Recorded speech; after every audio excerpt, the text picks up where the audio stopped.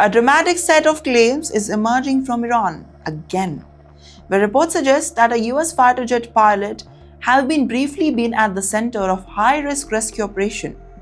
Iranian-linked sources claim that a pilot from a drowned American aircraft was being pursued on the ground, raising fears of a possible capture. However, later updates indicate that pilot was ultimately rescued, ending the tense search. According to a military source quoted by Iranian media, the aircraft was shot down during the heightened tensions. The reports claim that Iranian forces were actually moving forward towards the crash area, prompting the urgent US search rescue and basically their efforts. In such scenarios, the time is critical. Drowned pilots are trained to invade, hide, and communicate with the rescue teams with maybe the satellite infrastructure, avoiding the capture completely. The same source alleged that the US aircraft carried out the strikes in areas where the pilot was believed to be located. The claim suggested that the strikes were aimed to preventing the capture and clearing the threats around the rescue sources.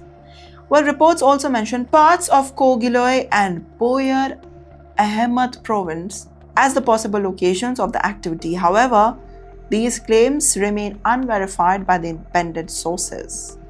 Military analysts say that the combat search and the rescue missions are among the most dangerous operations in the modern warfare.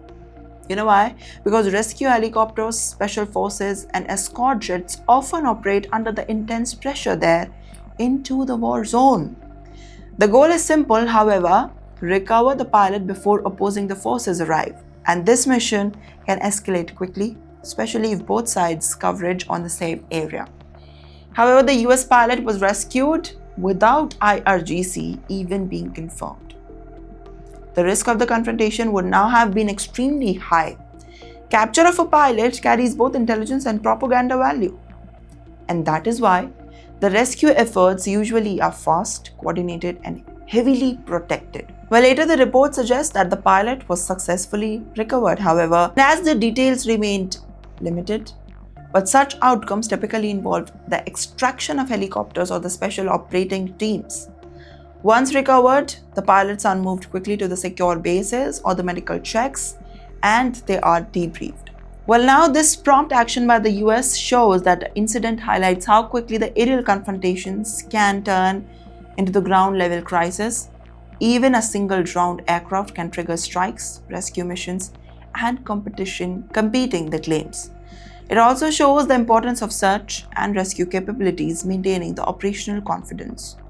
What do you have to say about this? Make sure to comment down below.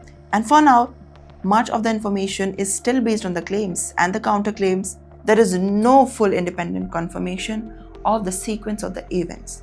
So for more such war updates, make sure to subscribe to TimesXP. Thanks for watching.